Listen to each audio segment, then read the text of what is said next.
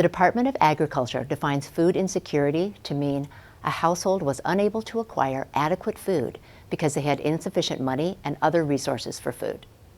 More than 34 million people, including 9 million children, experience food insecurity in the United States. On average, Black people are twice as likely to experience poverty and food insecurity than the overall population of the United States. Over 30% of single moms face food insecurity, compared to 11% of all households. And 1 in 4 veterans of the Iraq and Afghanistan wars is food insecure.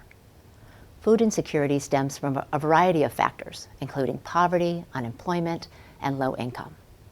Lack of affordable housing, chronic health conditions, limited access to health care, systemic racism, and racial discrimination all contribute to this problem. Today on Legally Speaking, we'll talk with 2 guests who are working in different ways to improve the availability and accessibility of nutritious food in order to establish food security in our community. We'll be right back.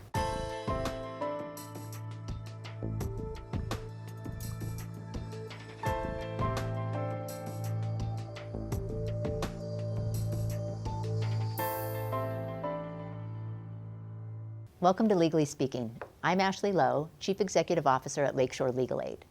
Lakeshore Legal Aid is a nonprofit law firm that provides free civil legal services to people living with low incomes, seniors, and survivors of domestic violence and sexual assault throughout the state of Michigan.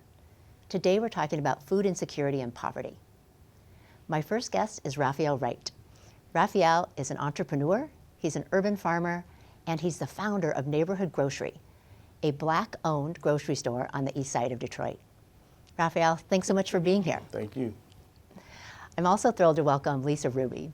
Lisa is a longtime legal aid attorney, and she's been working since the year 2000 at the Michigan Poverty Law Program, where she does focus on Social Security and other public benefits like Medicaid and food assistance. Lisa's a nationally recognized expert in public benefits, and here at home she trains legal aid attorneys like myself so that we can help people get the benefits they deserve. Lisa, I'm so happy you're with us today. Thanks for having me. Thanks. Well, let's start with Raphael. Tell us about the journey that you've gone on. How did you get interested in food insecurity in the city of Detroit? Yes, it's been a long journey, and I got interested into food insecurity because I got interested into community development or redevelopment. I'm from the parts of the city that are not shown on the news and in the media. When we say that the city of Detroit has rebounded and it has recovered, I'm from what we would call the hood. I'm from the inner city. Many of those neighborhoods, they have not seen the redevelopment or the resurrection, and I wanted to be a part of that process. So I started doing research on the community development and I didn't know where to start. And what I continued to see in my research and readings were food security, food sovereignty, a community that can feed itself, it can control its food supply, could grow. You could develop there. You could put a school in those areas. Those areas will be more populous. So grocery became my agenda at that point. Got it. So what's going on with the grocery stores in the city of Detroit, in the neighborhoods you're talking about? What's available? It's a lot going on. When I first started this process in 2017, we were considered a food swamp in Detroit. We had plenty of grocery stores. They were not serving the community that in the way that they needed to. Now, many of those stores are now closing, burned down for whatever reason. Mm-hmm. So now we're getting closer to that desert status. We still have enough grocery stores technically, but the service is still what it is. It's been the same for decades. But there's some projects happening in the city that is starting to turn that around. My project is a few others, but urban gardening is heavily present in the city too. That is, looking to hedge the desert or the swamp status that Detroit has had for the longest time.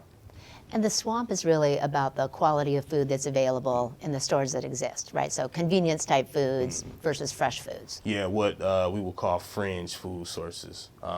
That's what you have in Detroit. So it's not a desert because we have plenty of food, but it's, fringe. It's fast food, over-processed, something that you can buy quickly. You can't live off of that every day. So we have plenty of that, but we don't have enough healthy food stores and stores that can really supply community so that they can grow and be happy and healthy and really be a real solving area. It's not present barely anywhere. Got it. So tell me about the store that you're the founder of, the Neighborhood Grocery. What's the model that you're using? Neighborhood Grocery is a crowd-funded model. I didn't come from a rich family, and opening up a grocery store it gets a lot of money, and it's even much more to run it. So I had to get creative on how to fundraise to get this going. I don't have the best credit score, and again, I'm poor. So I went to banks and, no, we can't, loan you money. We can't invest.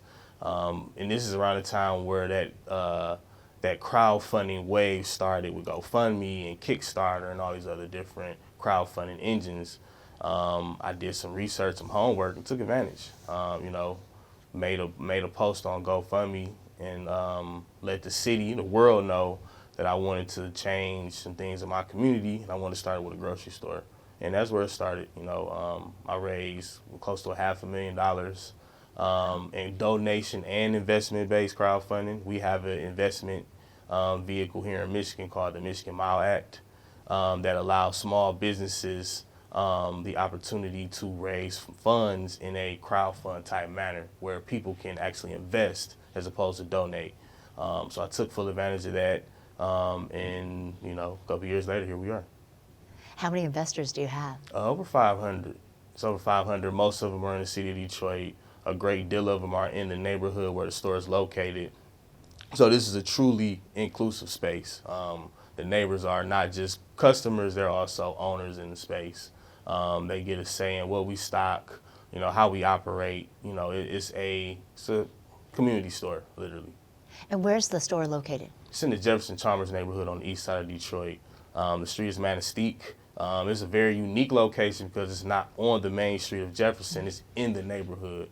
So I think I have a better advantage. I'm walkable, I'm drivable, bikeable, but we're also deliverable as well. So, and then we're in the neighborhood, so we see things a little bit more on the fingertip feel versus being on the main street or, being a big box space. People are communicating with me a little differently. I am getting a different type of intel on what the neighborhood needs. So I'm really blessed and I'm very privileged to feel as though I have a anchor. I really believe that Neighborhood Grocery is an anchor in the community, and I'm just so happy to be in that space now. That's great. And my understanding is you've been doing some food delivery as well. Yeah, yep. For a minute, since I want to say November of last year, we were doing fresh food deliveries. I use it as a form of research and development. Again, being in a swamp, the attempt to put healthy food in the community can be difficult because, people say we want healthy food, but you don't quite know what they want. Do you want apples? Do you want green apples? Do you want grapes? So these produce boxes were donation-based. People would purchase them on behalf of a food insecure family. And then I would take it upon myself to go in the neighborhood, find out who these people were that needed these boxes, work with different organizations in the area to help distribute them as well. And then we get to really ask the questions once we get there. What other things do you need? How can we be a wraparound beaker for you? So we did that from November till early summer, and then we transformed the food delivery to a more prepared offering. I'm on an initiative now to introduce more plants into people's diets. I'm not pushing veganism, but if we ate more plants as a people, we would be healthier. So I work with an organization by the name of Support and Feed. They are a plant-based advocacy group. We distribute plant-based meals of a healthy, tasty variety to food insecure families throughout the neighborhood as well. And we put our praying hands up and say, hey, please just try this. There's no meat in it, but please try it. I guarantee that you'll love it. And now that you do love it, because nobody hates the meals, here's recipes, here's different ways that you can, preserve some of that produce that you purchase and then maybe it's on the verge of going bad. This is how you can save it. This is how you can, make food not waste, and it's how you can upcycle. This is ways that you can eat healthier, it still can taste well, and it doesn't have to be super duper expensive. So that's what we're doing now, and we're going to continue that in the future too, even after the store is open. So part of the community and making sure people have access to the food. And it sounds like you're focusing a lot on health. Yes. The store is not a health store. Like we sell cookies and, we'll have pop and all that stuff. We just prioritize whole, healthy food. We have to figure out how to incentivize making those purchases, and we also have to make sure that we're not wasting food, because as a city, food waste is just as high as food insecurity. So we got to make sure that we are helping people once they make these purchases, how they can preserve those foods, how can they cook them so that they're tasty enough for them to continue to cook them, how can they really, build what we have lost over decades. We've gotten so used to fast food and things being so fast, we don't cook anymore, and we don't, know how to cook. So that's the new challenge that, people like me have. But we're not a health store. We just prioritize health. Got it. And the food waste. So talk about that. Is that just people buy foods and then they don't know what to do with it, so then it just goes to waste? Absolutely. Yep. We're seeing, as people who study this, we're looking at, like in Detroit, for example, food insecurity is approaching 70%. That's the entire city.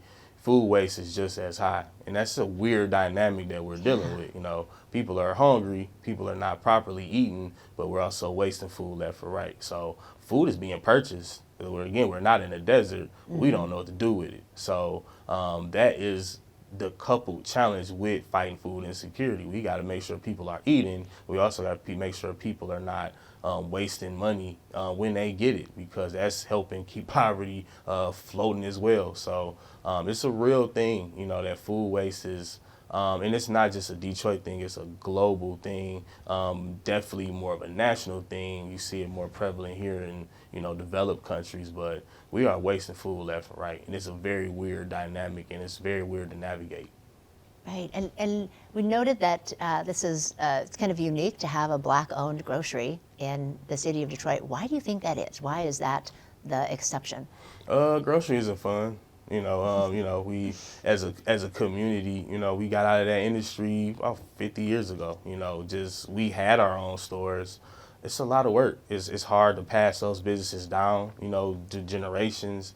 You really have to love people and love community to open up a grocery store and keep it running, So that's the most I can get into, but obviously there's political and, social things that has happened over time that has created that shift. But to just keep it fun, it's just not a fun business. People don't want to do it. So now that we see the impact that it has had on the bad end, the consequences of not having, people that look like you represented in these spaces, people like me are now re-entering that industry. We have a lot to learn. I didn't know what I was doing when I started, and can't say I still know now.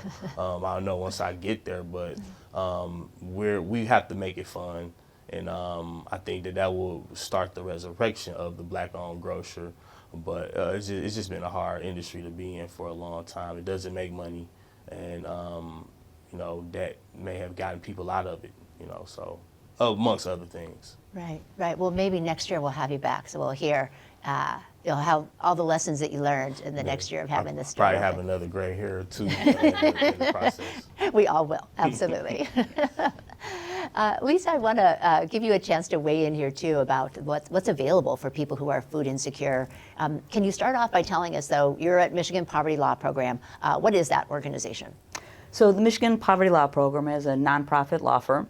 So we're similar to legal services, but we're I would say a step above, not sort of in a supervisory capacity, but we try to integrate all of the legal services offices in the entire state of Michigan. And so we try to connect folks who are up in the UP with folks down in Wayne County who are on the west side of the state. We don't want the attorneys in those offices to have to recreate the wheel, so we distribute information, we do impact litigation, we do legislative advocacy, we do trainings, we try to do public information type shows like this to get information out there. And then also, I was struck by what Raphael was saying. We try to know what's going on down on the ground, like what are happening in the neighborhood, especially with food and with groceries, and to work with smaller entities. It's difficult, but that's the only way we know what's happening in the state, so we know where our advocacy should lie, because we don't want to go to legislators and tell them what we think should be happening. We want to actually know what's happening down in the community. So we do a lot. Well, so tell me then, what's available for people who are food insecure? What kind of benefits are available? I mean, so the main benefit is the food assistance program. So food assistance is, so it's FAP, it's part of the, on the national level is SNAP, so all the land of acronyms.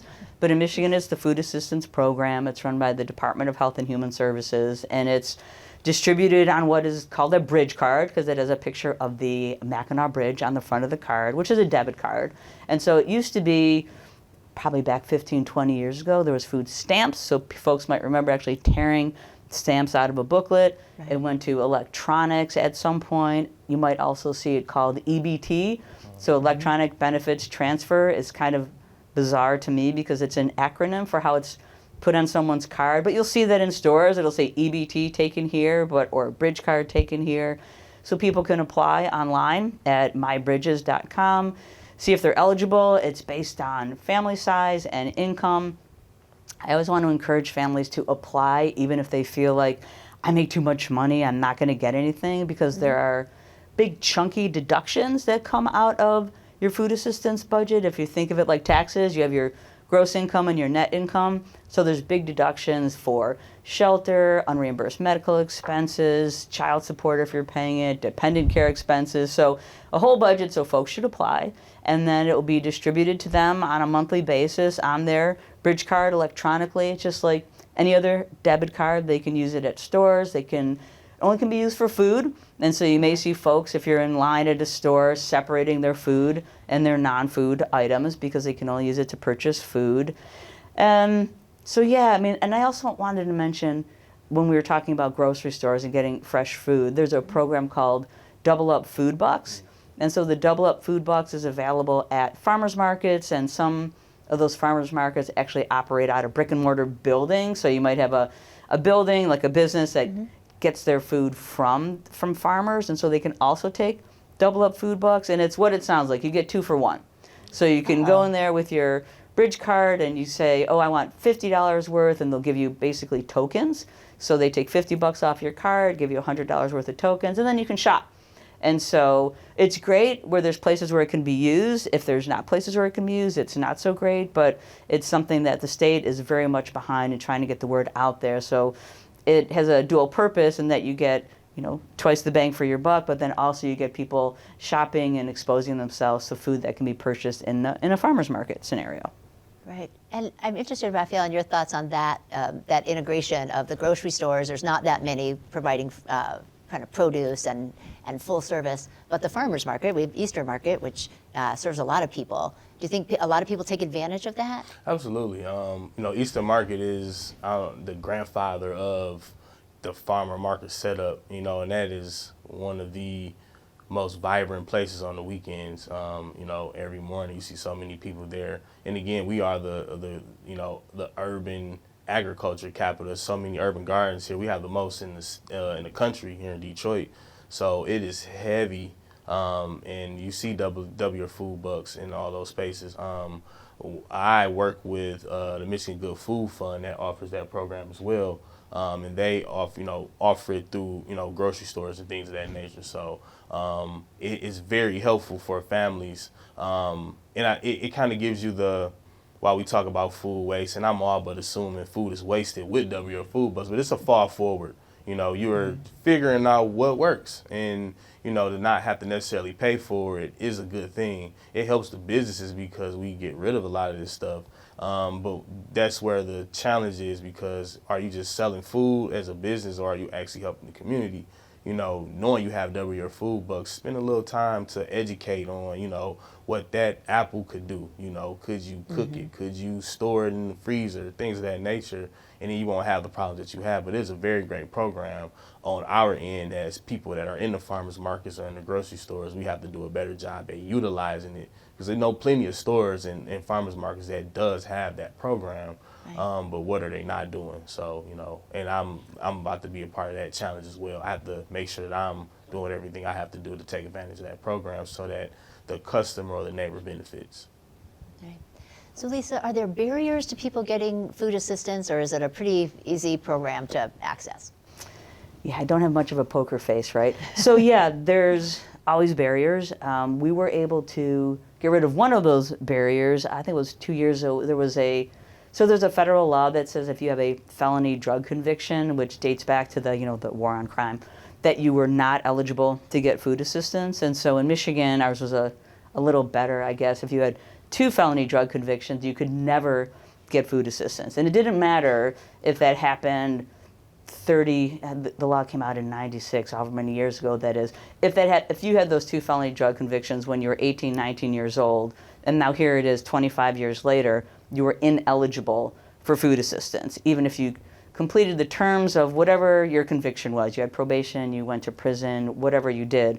So we were able to, a couple years ago, get that off of the books. And part of doing that was working with grassroots organizations like Hungry for Justice and Detroit Disability Power, because we had to talk to people in the community, because we have to get, anytime you want legislation to move, you need to get the stories and get people to talk to committees and say, this is terrible, this is harming people, this is doing no good. Right. I mean, like, it's serving no purpose. And so that barrier is now gone, thank goodness.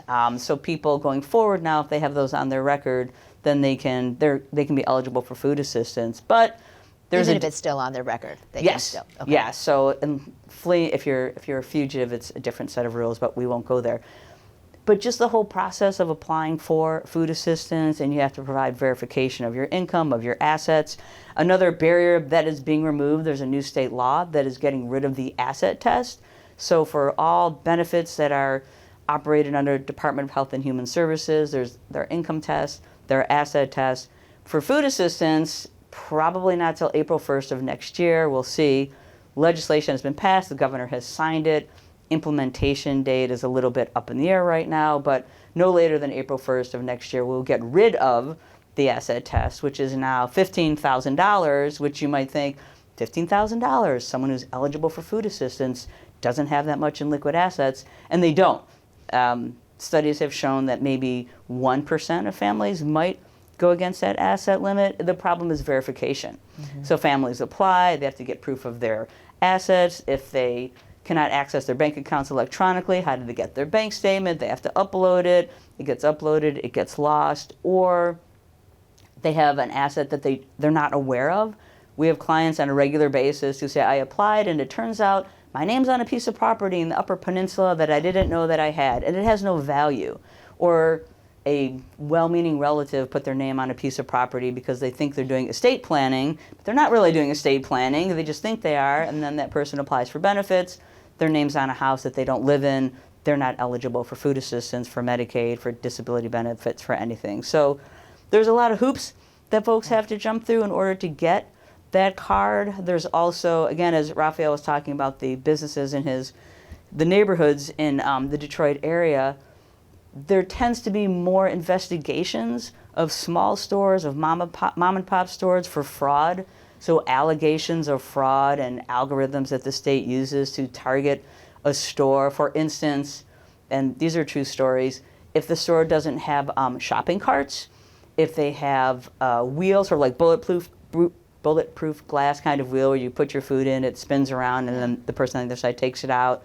If there's certain things the store doesn't offer and people are spending more money there, then the state might target that store to say, oh, how are folks spending so much money here? You don't even have a shopping cart. There's not an easy way to check out. And so those stores might be targeted for fraud, putting those stores potentially out of business. So they're challenging that they are following the rules for the food assistance? Yeah, there's an assumption that has to do with, there's a lot of algorithms that are used for all public benefits programs that try to detect fraud. And so whatever they're using, they figure out what they think the average amount of money a person should be spending in that store. If that person consistently spends more, then they might target the store itself to say, are you actually selling food? Are you selling things you're not supposed to be selling? Are you buying the benefits? So there's a market where you can purchase someone's benefits from them and then use it. So it's a whole thing. And so then if they target that store and then potentially that store goes out of business, they will also then target everyone who's purchased anything in that store and go after them for potentially for fraud, or at least for intimidation to say that they received benefits that they weren't supposed to. So it can be really difficult in neighborhoods, especially where, like you were talking about plant-based foods. If you go to a store and let's say you eat only halal meat, that store doesn't sell it, so you purchase certain things there. Maybe they have, better prices. Then you go across the street to the other store, which sells the kind of meat that you need to purchase. That might also be targeted. Like, why are you going to two different stores? What's happening with that? So there's... And so then is the consumer is that person at risk of losing the benefits? Absolutely. Okay. Yeah, so they could be charged with an overpayment. They could potentially be charged with what's called an intentional program violation, where their benefits could be cut off. They can be charged criminally with fraud. And so you have people who, in that situation, they might sign whatever put in front of them because they're afraid now of criminal prosecution. They don't all, as you know, make their way to legal services because unfortunately we can't help everybody who might be eligible for our services. And folks don't know that there's such a thing as civil law. And Right. So things happen in the area of public benefits where they don't necessarily realize you have rights here, and so they don't seek assistance. Everyone knows about the criminal justice system. They don't necessarily know about what can happen civilly and what rights they have, and so they go along and whatever is asked of them. So those can also be an impediment to folks accessing their benefits. So I want to ask just one question for both of you about food insecurity and poverty. Can you talk about how those two things go together and what we might learn from that? You want to start? Oh, food insecurity and poverty. Obviously, very broad question. I mean, if people don't have enough money to come in, then what do they do with food and creating food security for their family? So we had this snapshot of what it would look like if people had, we'll say, enough food in quotes during pandemic. So during pandemic, everyone was at 100% of the food assistance level. So what that means for people watching who are like, I don't know what she's talking about, there's a chart that says that if you are a one-person household, the most that you can get in food assistance, whatever other budgeting's happening, $280 a month. And then that goes up for each additional person in your household. But in a non-pandemic world, it's budgeted against that. So you have other income coming in, you have other things that are happening, expenses. So someone who was hypothetically eligible for $50 a month was getting $280, or before that it was less, during pandemic. So they could save up this money, they could purchase whatever they needed to purchase, assuming there were stores to shop from.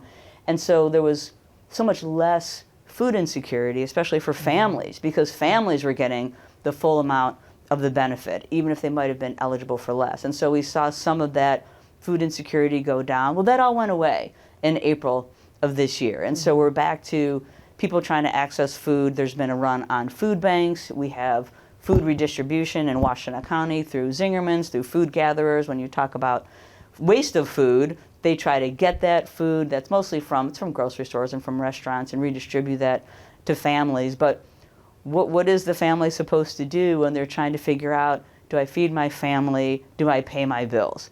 And so they're making these rent. Yeah, Right. these really tough choices, and especially if you have kids, you want to feed your kids. You don't want your kids to go to school being hungry, and so that's just trying to be addressed from multiple pressure points, and it's very difficult to figure out what to do when you don't have enough food or access to food, and people are suffering. Their health is suffering, their education is suffering, and that all snowballs. It just becomes a catch-22. I don't know how to top that. That was very well explained. In my attempt to wrap a bow around that, we tend to only focus on a person doesn't have money and therefore they're going to be food insecure. We don't look at the other consequences of not having money. You don't have the time because you're working ungodly hours just to make ends meet. So you don't have the time to come home and prepare a well-nourished meal. That's going to just lead you into making just the most fringe choices to feed yourself. So poverty tends to breed food insecurity because of money, time, access, the lack of education. All of these things are all associated with not having enough money. When you have enough money, you tend to have more time because you can make an investment into yourself, your family, your body, educating yourself on things that you need. I'm diabetic, for example. I have more time to invest in what works for me and what doesn't when I have more money, when I have more time, when I can do other things. So not having money, it snowballs, and it just creates a very, very, very social society that's vulnerable to things like food insecurity and, you know, countless other detriments to society. But I echo everything that was just said. It's a problem heavily prevalent in poor communities. Again, Detroit, for example, 70% food insecure. That covers everybody that's poor, and it's starting to trickle outside the poverty line. So now people that are not poor are starting to see, oh, I need to make better choices. I haven't been making the best. So now maybe this is a time we can all kind of come together and figure this out. But it is definitely heavily prevalent in poor communities, and we're definitely, as a member of the poor community, very vulnerable to the, you know, consequences of food insecurity, for sure. Can I add just a couple of things? I just want to highlight, in the governor's budget this year, there will be, people can access, or children's schools will be able to access free food as opposed to having to apply for it. So that's in the 2023-2024 budget to remove that that taboo from kids who are going to school, and they might feel in neighborhoods or in communities where not everybody is experiencing food insecurity, they feel targeted, they feel like, I don't want to go and get my breakfast or my lunch. It'll be available for all of the students. Universally.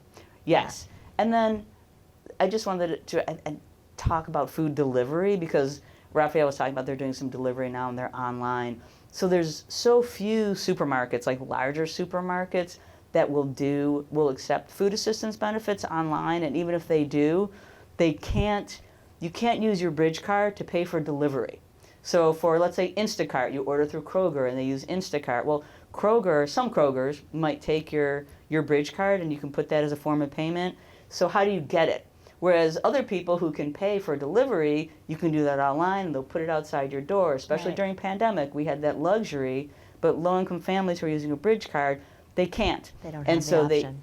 So they have to have another form of payment, or they have to go pick up the food. And then, as Raphael was saying, if you're working more hours, if you have less time, so when do you have the time and the energy then to go to the grocery store, wherever you ordered your online food? If you have children at home, do you pack them all up in the car because you can't leave them home alone? So just that last mile of getting food from the store, even if you have that bridge card, to get it into your house, it's difficult because of impediments like that. And I wanted to bring that up when you were talking previously, because the customer today is online, but the process of receiving SNAP and EBT benefits online for a small or local grocer is close to impossible currently. So you have maybe Whole Foods, Kroger, Meijer, those are the only stores that are capable of doing it according to USDA, because of it's very, very expensive. You have to use a certain web host.